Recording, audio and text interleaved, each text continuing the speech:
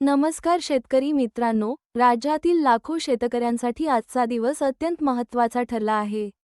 कारण कर्जमाफी, पीक विमा, पूरग्रस्तांना मदत, सोयाबीन आणि कापसाचे भाव, धरणांतील पाणीसाठा, युरिया टंचाई, ई-के-वाय-सी, आधार, महाभूमी आणि हवामानाबाबत अनेक मोठे निर्णय आणि महत्त्वाच्या घडामोडी समोर आल्या आहेत. त्यामुळे हा व्हिडिओ शेवटपर्यंत नक्की पहा आणि आपल्या सर्व शेतकरी मित्रांपर्यंत शेअर करा. सर्वप्रथम सर्वात मोठी बातमी. पुण्यश्लोक अहिल्यादेवी होळकर शेतकरी कर्जमुक्ती योजनेअंतर्गत तब्बल 16,94,000 पात्र शेतकऱ्यांच्या पीक कर्ज खात्यात येत्या मंगळवारी एकाच वेळी सुमारे 7,000 कोटी रुपयांची रक्कम जमा केली जाणार आहे.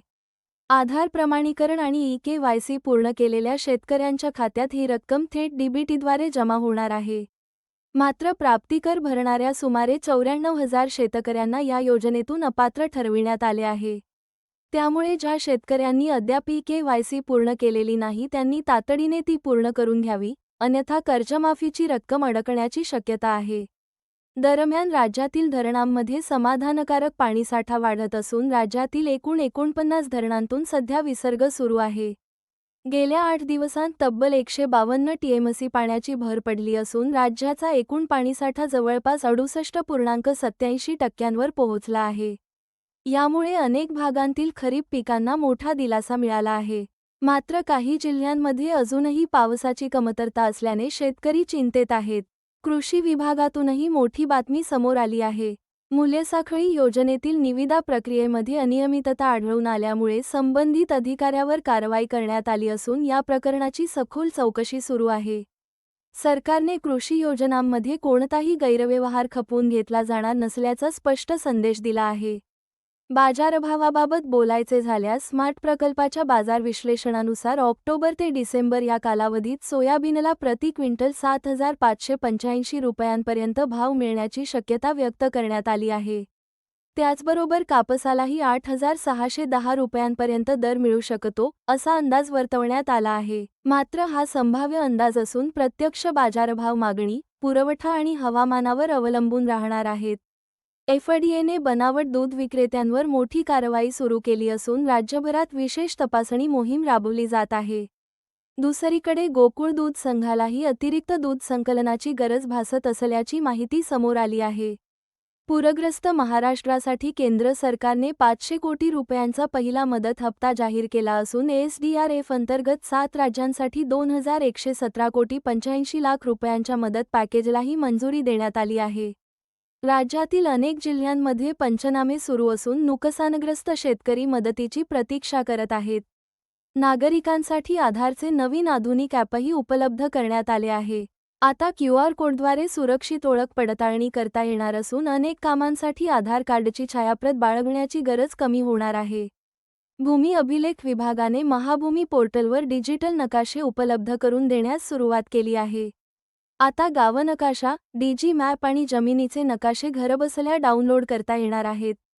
त्यामुळे महसूल कार्यालयाच्या फेऱ्या कमी होणार आहेत. अकोला जिल्ह्यात खरीप पेरणी जवळपास 88% अधिक पूर्ण झाली असून यंदा सोयाबीन क्षेत्रात काहीशी घट आणि कपाशीच्या क्षेत्रात वाढ झाल्याचे चित्र आहे. बुलढाणा जिल्ह्यात मनरेगा अंतर्गत हजारो कामांचे भवितव्य अधांतरी असल्याची माहिती समोर आली आहे. त्यामुळे ग्रामीण भागातील अनेक विकासकामांवर परिणाम होण्याची शक्यता आहे. पूर ओसरला असला तरी अनेक भागांमध्ये शेतांमध्ये अजूनही चिखल साचलेला आहे. अनेक ठिकाणी पंचनामे सुरू नसल्याने शेतकरी नाराज आहेत. नुकसान भरपाईची मागणी सातत्याने केली जात आहे. सोयाबीनवर पाने खाणाऱ्या अळीचा प्रादुर्भाव वाढत असल्याचे कृषी विभागाने सांगितले असून वेळेत नियंत्रण उपाययोजना करण्याचे आवाहन करण्यात आले आहे. पंढरपूरमध्ये चंद्रभागा नदीने धोक्याची पातळी ओलांडली असून अनेक कुटुंबांना सुरक्षित स्थळी हलविण्यात आले आहे. तर दुसरीकडे मंगळवेढा, धाराशिव, उमरगा, लोहारा आणि तुळजापूर परिसरात अजूनही पावसाअभावी खरीप पिके धोक्यात आली आहेत. जनावरांसाठी चारा आणि पाण्याची टंचाईही वाढत आहे. निफाड तालुक्यात युरियाच्या तुटवड्यामुळे शेतकरी संतप्त झाले असून कृषी केंद्रांवर लिंकिंग होत असल्याच्या तक्रारी वाढल्या आहेत. बीड जिल्ह्यात जवळपास 99,000 शेतकरी कर्जमाफीसाठी पात्र ठरले असून त्यापैकी 45,000हून अधिक शेतकऱ्यांनी ई-के-वाय-सी पूर्ण केली आहे. ज्या शेतकऱ्यांनी अद्याप ई-के-वाय-सी केलेली नाही त्यांनी त्वरित प्रक्रिया पूर्ण करावी. पीक विमा योजनेसाठी 10 ऑगस्टपर्यंत मुदतवाढ देण्यात आली असून शेतकऱ्यांनी वेळ न दवडता अर्ज करण्याचे आवाहन करण्यात आले आहे. माती परीक्षण मोहिमेलाही चांगला प्रतिसाद मिळत असून हजारो शेतकऱ्यांना मृदा आरोग्य पत्रिका वितरित करण्यात आल्या आहेत. त्या पत्रिकेनुसारच खतांचा वापर करण्याचे कृषी विभागाने आवाहन केले आहे. कोल्हापूर, जळगाव, धुळे, नंदुरबार, चाळीसगाव, खामगाव आणि इतर अनेक भागांमध्ये अतिवृष्टीमुळे हजारो हेक्टरवरील पिकांचे नुकसान झाले आहे. अनेक विहिरी कोसळल्या असून पंचनाम्याचे काम सुरू आहे. केळी उत्पादकांसाठीही दिलासादायक निर्णय घेण्यात आला असून प्रति क्विंटल अतिरिक्त सवलतीची घोषणा करण्यात आली आहे. एनसीएमसी कार्डसाठी अर्ज करण्याची मुदत 1 सप्टेंबरपर्यंत वाढविण्यात आली आहे. देशातील अनेक राज्यांमध्ये मुसळधार पावसामुळे पूरस्थिती निर्माण झाली असून महाराष्ट्रात काही भागांत समाधानकारक पाऊस आहे तर काही भाग अजूनही पावसाच्या प्रतीक्षेत आहेत. त्यामुळे हवामानातील बदल लक्षात घेऊन शेतकऱ्यांनी कृषी विभागाच्या सूचनांचे पालन करावे.